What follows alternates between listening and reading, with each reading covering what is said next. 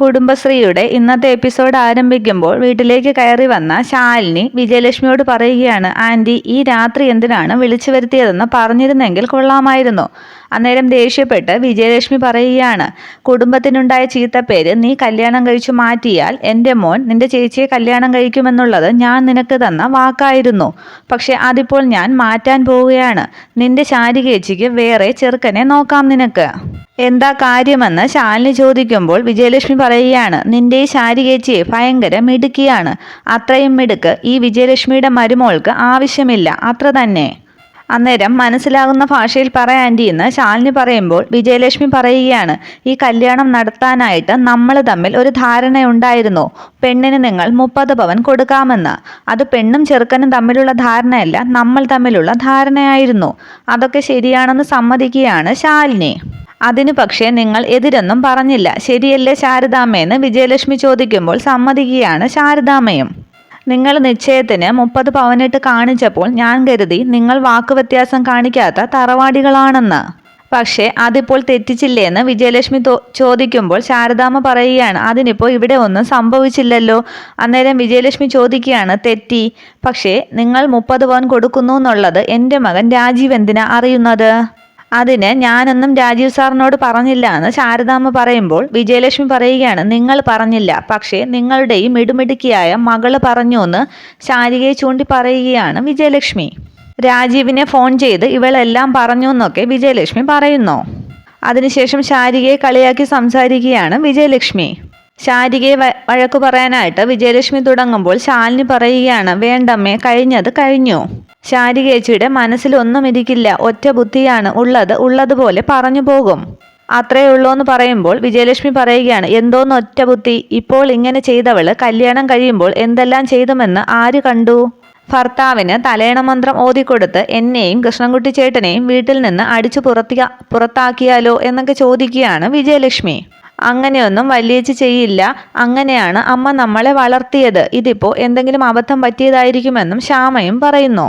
വിജയലക്ഷ്മി പറയുകയാണ്, നിങ്ങളോടൊക്കെ ക്ഷമിക്കുകയാണ് ഞാൻ. വിട്ടുവീഴ്ചയ്ക്ക് താല്പര്യമുള്ളതുകൊണ്ടാണ് ഈ രാത്രി തന്നെ ഞാൻ ഒരുങ്ങിക്കെട്ടി ഇറങ്ങിയത്. ചേച്ചിക്ക് വേണ്ടി ജീവിതം ബലി കൊടുത്ത പെൺകുട്ടിയെ വിജയലക്ഷ്മി ചതിച്ചുവെന്ന് നാളെ നാട്ടുകാർ പറഞ്ഞു നടക്കരുത്. അതിനുവേണ്ടിയാണ് ഞാൻ ഇങ്ങനെയൊക്കെ ചെയ്യുന്നത്. ഇതൊക്കെ കേട്ട് മുറ്റത്ത് തന്നെ നിൽക്കുകയാണ് വിഷ്ണു.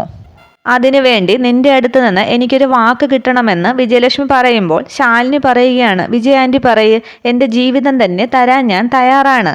അന്നേരം പരിഹസിക്കുകയാണ് വിജയ ആൻറ്റി, നിന്റെ ജീവിതമൊന്നും എനിക്ക് വേണ്ട. നേരത്തെ ഉറപ്പിച്ച 30 പവൻ നൽകിയിരിക്കും എന്ന വാക്ക്, അതാണ് എനിക്ക് ആവശ്യം. പെട്ടെന്ന് ശാരദാമ്മ പറയുകയാണ്, വാക്ക് അതിൽ 1 ഗ്രാം കുറയില്ല വിജയലക്ഷ്മി, ഉറപ്പിക്കാം നിങ്ങൾക്ക്. അന്നേരം വിജയലക്ഷ്മി പറയുകയാണ്, അത് ശാരദാമ്മ പറഞ്ഞാൽ പോരാ, ശാലിനിയുടെ നാവിൽ നിന്ന് വേണം എനിക്കത് കേൾക്കാൻ. അന്നേരം വിജയലക്ഷ്മിയുടെ കൈ പിടിച്ച് ശാലിനി പറയുകയാണ്, ഉറപ്പ് വിജയ ആൻറ്റി, വിശ്വസിക്കാം. ഒപ്പം രാജീവ് ഇത് അറിയാനും പാടില്ല എന്ന് വിജയലക്ഷ്മി പറയുന്നു. അത് നമ്മൾ നോക്കിക്കോളാമെന്ന് ശാലിനി വാക്ക് കൊടുക്കുകയാണ്. എങ്കിലെല്ലാം മുറപ്രകാരം നടക്കട്ടെ. ആദ്യം നമുക്ക് മുടങ്ങിപ്പോയ നിശ്ചയം നടത്താം, അതും നാളെ തന്നെ. ആ ചടങ്ങിന് നീ ഉണ്ടാകണം ഈ വീട്ടിലെന്ന് പറയുകയാണ് ശാലിനിയോട് വിജയലക്ഷ്മി. ചടങ്ങിന് സമയത്ത് തന്നെ ഞാൻ എത്തിക്കോളാമെന്ന് ശാലിനി പറയുമ്പോൾ വിജയലക്ഷ്മി പറയുകയാണ്, എങ്കിൽ പറഞ്ഞതുപോലെ ഞാൻ ഇറങ്ങുന്നു, നാളെ നിശ്ചയത്തിന് കാണാമെന്ന് പറഞ്ഞു പോവുകയാണ് വിജയലക്ഷ്മി. വിജയലക്ഷ്മി പോയ ശേഷം ശാരികയോട് ദേഷ്യപ്പെടുകയാണ് ശാരദാമ്മ. എന്ത് ബോധക്കേടാണ് നീ കാണിച്ചത്? വന്ന വരവിൽ തന്നെ അവർ ഈ കല്യാണമേ വേണ്ടാന്ന് വെച്ചിരുന്നെങ്കിൽ നീ എന്ത് ചെയ്യുമായിരുന്നു എന്നൊക്കെ ചോദിക്കുകയാണ് ശാരദാമ്മ. സ്വർണവും പണവും ഉണ്ടാക്കാനുള്ള അമ്മയുടെ പെടാപ്പാട് കണ്ടിട്ടാണ് ഞാൻ എന്ന് പറഞ്ഞ് കരയുകയാണ് ശാരിക. കരയുന്ന ശാരികയെ ആശ്വസിപ്പിച്ച് ശാലിനി പറയുകയാണ്, പോട്ടെ ചേച്ചി, ഇനി അങ്ങനെയൊന്നും ചെയ്യാതിരുന്നാൽ മതി, സാരമില്ല എന്ന് പറയുന്നു ശാലിനി. തുടർന്ന് കാണിക്കുന്നത് സത്യഭാമയുടെ വീട്ടിൽ സത്യഭാമയും രാഘവൻ നായരും കുറച്ച് ഫോട്ടോസൊക്കെ നോക്കിയിരിക്കുകയാണ്. എന്നിട്ട് മുകളിലേക്ക് നോക്കി സുസ്മിതയെ വിളിക്കുന്നു. അന്നേരം പ്രീതിയും അങ്ങോട്ട് വരികയാണ്. എന്താ ആൻറ്റി എന്നും പറഞ്ഞ് സുസ്മിത വരുമ്പോൾ ഇരിക്കാൻ പറയുകയാണ് സത്യഭാമ. എന്നിട്ട് പറയുകയാണ്, എന്നും നീ ഇവിടെ ഇങ്ങനെ നിന്നാൽ മതിയോ? നിന്റെ ജീവിതവും നിനക്ക് സെറ്റിൽ ചെയ്യണ്ടേ? എന്ന് പറഞ്ഞാൽ നിന്റെ കല്യാണക്കാര്യമാണ് ഞാൻ ഉദ്ദേശിച്ചതെന്ന് പറയുകയാണ് സത്യഭാമ. അന്നേരം സുസ്മിത കരുതുകയാണ് നടന്നത് തന്നെ. അന്നേരം പ്രീതിയും മനസ്സിൽ കരുതുന്നു, ഇത്തവണ നീ പെട്ടുമോളെ, ഇത്തവണ അമ്മ നിന്നെ പിടിച്ചു കെട്ടിക്കും. നിനക്ക് ഞാൻ വാക്ക് തന്നിരുന്നത് ഓർമ്മയുണ്ടല്ലോ, എൻ്റെ മകന് വിഷ്ണുവിനേക്കാൾ കേമനായ ഒരുത്തനെ കൊണ്ട് നിന്നെ കല്യാണം കഴിപ്പിക്കുമെന്ന്. ദേ കണ്ടില്ലേ, ഒന്നിനൊന്നു മികച്ച 10 പയ്യന്മാർ എന്ന് പറഞ്ഞ് സുസ്മിതയ്ക്ക് ഫോട്ടോ കാണിക്കുകയാണ് സത്യഭാമ. ഇതിൽ നിന്നും ഇഷ്ടപ്പെട്ട ആളിനെ നിനക്ക് തിരഞ്ഞെടുക്കാം. ഒരർത്ഥത്തിൽ സ്വയംവരമാണെന്നേ ഞാൻ പറയൂ. അന്നേരം സുസ്മിത മനസ്സിൽ കരുതുകയാണ്, ഇത് സ്വയംവരമല്ല, സ്വയം മരണമാണ്. അങ്ങനെ സുസ്മിത സ്വയം മരണത്തിന് കീഴടങ്ങില്ല. ഞാനിവിടെ നിൽക്കുന്നത് ചിലരെ കൊല്ലാനാണ്, സ്വയം ചാകാനല്ല. അതിനുശേഷം ഓരോ ഫോട്ടോയായി സുസ്മിതയെ കാണിക്കുകയാണ് സത്യഭാമ. ലണ്ടനിൽ ജോലിയുള്ള ഒരു പയ്യന്റെ ഫോട്ടോ കാണിക്കുമ്പോൾ സുസ്മിത കൊള്ളാമെന്ന് പറയുന്നു. അന്നേരം ആലോചിക്കട്ടെ എന്ന് സത്യഭാമ ചോദിക്കുമ്പോൾ സുസ്മിത പറയുകയാണ്, കൊള്ളാം, പക്ഷേ ഒരു കുഴപ്പമുണ്ട്. കല്യാണം കഴിഞ്ഞാൽ ഞാനങ്ങ് ലണ്ടനിലേക്ക് പോകേണ്ടി വരില്ലേ? അല്ലെങ്കിൽ ഇവിടെ നിൽക്കേണ്ടി വരും. ഈ നാട്ടിൽ ഒതുങ്ങിക്കൂടണമെന്നാണ് എൻ്റെ ആഗ്രഹം. അന്നേരം പ്രീതി കരുതുകയാണ്, ഒതുങ്ങിക്കൂടൽ എൻ്റെ വിഷ്ണുവേട്ടൻ്റെ തോളിൽ തൂങ്ങാനുള്ള നിന്റെ അടവല്ലേടി ഇത്? എന്നാൽ അത് വേണ്ടാന്നും പറഞ്ഞ് വേറെ ഒരു IPSകാരൻ്റെ ഫോട്ടോ കാണിക്കുകയാണ് സത്യഭാമ.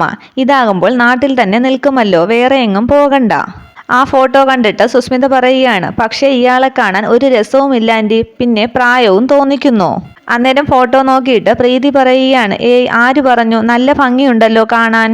സുസ്മിതയ്ക്ക് പറ്റിയ ആളാണെന്ന് എനിക്ക് തോന്നുന്നു. അന്നേരം സുസ്മിത പറയുകയാണ്, ഫോട്ടോയിൽ അങ്ങനെ പല രൂപത്തിലും കാണിക്കാൻ പറ്റും. നേരെ കാണുമ്പോൾ ചിലപ്പോൾ ഇങ്ങനെയൊന്നും ആയിരിക്കില്ല. അത് നേരിൽ കണ്ടാലല്ലേ അറിയാൻ പറ്റുമെന്ന് പ്രീതി പറയുമ്പോൾ രാഘവൻ നായർ പറയുകയാണ്, പ്രീതി വേണ്ട, കല്യാണമെന്ന് പറയുന്നത് ചെറുക്കൻ്റെയും പെണ്ണിൻ്റെയും ഇഷ്ടമാണ്.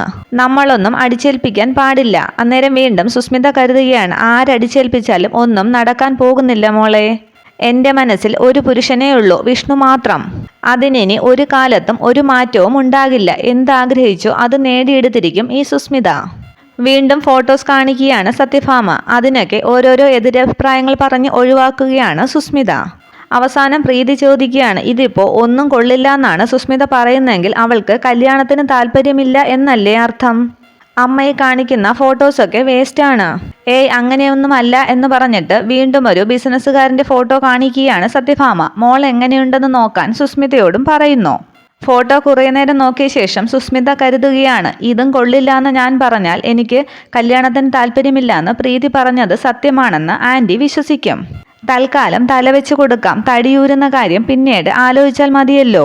എങ്ങനെയുണ്ട് മോളെ, മോളൊന്നും പറഞ്ഞില്ല എന്ന് ഭാമ ചോദിക്കുമ്പോൾ സുസ്മിത പറയുകയാണ്, ഇത് കൊള്ളാം ആൻറ്റി, എനിക്കിഷ്ടപ്പെട്ടു. അന്നേരം പ്രീതി കരുതുകയാണ്, തൽക്കാലം നിനക്കിതേ വഴിയുള്ളൂ മോളെ, നീ പെട്ടു. അതിനുശേഷം ഫോട്ടോ വാങ്ങി രാഘവൻ നായരും നോക്കുകയാണ്. കൊള്ളാൻ, നന്നായിട്ടുണ്ടെന്നൊക്കെ പറയുന്നു. തുടർന്ന് കാണിക്കുന്നത് തിരികെ വീട്ടിലേക്ക് എത്തുകയാണ് വിഷ്ണുവും ശാലിനിയും. അന്നേരം അവിടെ സത്യഭാമ ഫോട്ടോ നോക്കിയിട്ട് പറയുകയാണ്, ഈ പയ്യൻ കൊള്ളാം, കുടുംബവും ചുറ്റുപാടുമൊക്കെ ഞാൻ അന്വേഷിച്ചു, നമുക്കിത് ഫോർവേഡ് ചെയ്യാം. വിഷ്ണുവിനെയും ശാലിനിയും കണ്ട ഉടനെ എഴുന്നേറ്റ് പ്രീതി പറയുകയാണ്, വാ വിഷ്ണുവേട്ട, ഒരു ഗുഡ് ന്യൂസ് ഉണ്ട്. സുസ്മിതയ്ക്ക് വേണ്ടി അമ്മ ഒരു പയ്യനെ കണ്ടെത്തിയിരിക്കുന്നു. ആഹാ, കൊള്ളാമല്ലോ എന്ന് വിഷ്ണു പറയുമ്പോൾ പ്രീതി ഫോട്ടോ കാണിക്കുകയാണ് വിഷ്ണുവിനും ശാലിനിക്കും. ഫോട്ടോ നോക്കിയിട്ട് വിഷ്ണു പറയുകയാണ്, കൊള്ളാമല്ലോ, നല്ല പയ്യൻ. എന്നിട്ട് നോക്കെന്നും പറഞ്ഞ് ശാലിനിക്കും ഫോട്ടോ കൊടുക്കുന്നു. കൊള്ളാം, അടിപൊളി, കണ്ടിട്ട് എനിക്കൊരു കുഴപ്പവും തോന്നുന്നില്ല എന്ന് ശാലിനി പറയുന്നു. അന്നേരം സുസ്മിത കരുതുകയാണ്, നിനക്കൊരു കുഴപ്പവും തോന്നില്ലടി, എൻ്റെ വിഷ്ണുവേട്ടനെ നീ അങ്ങ് സ്വന്തമാക്കിയില്ലേ? എന്നെ ആരുടെയെങ്കിലും തലയിൽ കെട്ടിവെക്കാനല്ലേ നിന്റെ ഉദ്ദേശം? അത് ജന്മത്ത് നടക്കില്ലടി എന്ന് കരുതുകയാണ് സുസ്മിത. അന്നേരം സത്യഭാമ പറയുകയാണ്, എല്ലാവർക്കും ഇഷ്ടമായ സ്ഥിതിക്ക് ഉടനെ വിവാഹം അങ്ങ് നടത്തിയേക്കാം.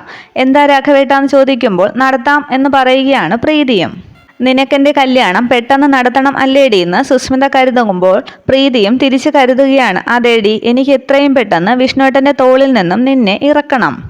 പെട്ടെന്ന് സുസ്മിത എഴുന്നേറ്റ് പോകാൻ തുടങ്ങുമ്പോൾ സുസ്മിതയെ പിടിച്ചു നിർത്തിയിട്ട് പ്രീതി ചോദിക്കുകയാണ്, സുസ്മിത അങ്ങനെ അങ്ങ് പോയാലോ? ബാക്കി കാര്യങ്ങളൊക്കെ തീരുമാനിക്കണ്ടേ?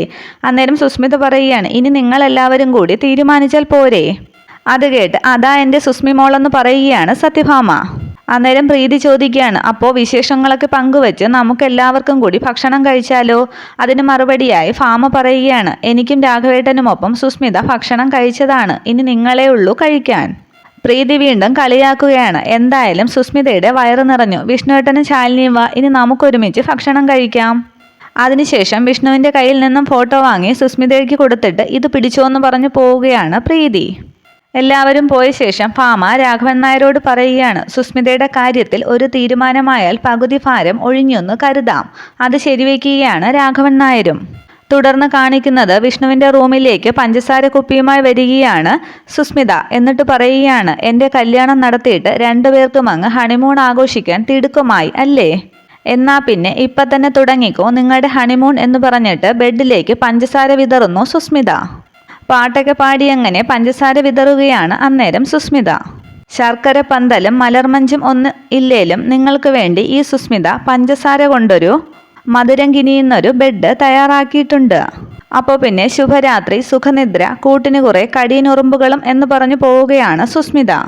തുടർന്ന് കാണിക്കുന്നത് വിഷ്ണുവിനും ശാലിനിക്കുമുള്ള ഭക്ഷണം റെഡിയാക്കി പ്രീതി കാത്തിരിക്കുകയാണ്. ഡ്രസ്സ് മാറി വരാൻ ഇത്രയും സമയമോ എന്ന് പ്രീതി ആലോചിച്ചിരിക്കുമ്പോൾ വരികയാണ് വിഷ്ണുവും ശാലിനിയും. പ്രീതി ചോദിക്കാൻ ഡ്രസ്സ് മാറാൻ ഇത്രയും സമയമോ? എനിക്കല്ല ഇവൾക്കാണെന്ന് പറഞ്ഞ് ശാലിനിയെ ചൂണ്ടാനൊരുങ്ങുന്ന വിഷ്ണു പെട്ടെന്ന് എനിക്ക് തന്നെയാണെന്ന് പറഞ്ഞ് ഇരിക്കുകയാണ്. വിഷ്ണു ഇരിക്കുമ്പോൾ ശാലിനി വേറൊരു കസേരയിലേക്ക് ഇരിക്കാൻ പോവുകയാണ്. അന്നേരം പ്രീതി പറയുകയാണ്, ആ കസേരയുടെ കാല് ശരിയല്ല, എപ്പോഴാണ് ഇളകി വീഴുന്നതെന്ന് അറിയാൻ പറ്റില്ല. ഞാൻ പറഞ്ഞത് വിശ്വാസമായില്ലെന്ന് ചോദിക്കുകയാണ് പ്രീതി. എന്നിട്ട് പ്രീതി പറയുകയാണ്, ഈ വിഷ്ണുവേട്ടൻ്റെ അടുത്തുള്ള കസേരയിലേക്ക് ഇരിക്കുക. ശാലിനിയെ തൻ്റെ അടുത്ത് ഇരുത്താനുള്ള പ്രീതിയുടെ തന്ത്രമാണെന്ന് മനസ്സിലാക്കി വിഷ്ണു അങ്ങനെ ചിരിക്കുകയാണ്. അന്നേരം വിഷ്ണുവിൻ്റെ അടുത്ത് ഉള്ള കസേരയിൽ വന്നിരിക്കുകയാണ് ശാലിനി. പ്രീതി ചോദിക്കുകയാണ്, അതെ ശാലിനി, വിഷ്ണുവേട്ടന് ഭക്ഷണമൊന്ന് വിളമ്പി കൊടുക്കാൻ പറ്റുമോ? എനിക്കിവിടെ ഇരുന്നിട്ട് കൈ എത്തുന്നില്ല, അതുകൊണ്ടാണെന്ന് പ്രീതി പറയുന്നു. ശരിയെന്ന് സമ്മതിക്കുകയാണ് ശാലിനി. അതിനുശേഷം വിഷ്ണുവിന് ഭക്ഷണം വിളമ്പി കൊടുക്കുകയാണ് ശാലിനി. വിഷ്ണുവും ശാലിനിയും ഒന്നിച്ചിരുന്ന് ഭക്ഷണം കഴിക്കുന്നത് കണ്ടുകൊണ്ട് വരികയാണ് സുസ്മിത. ഇത്രയുമാണ് ഇന്നത്തെ എപ്പിസോഡ് വിശേഷങ്ങൾ. Okay, thank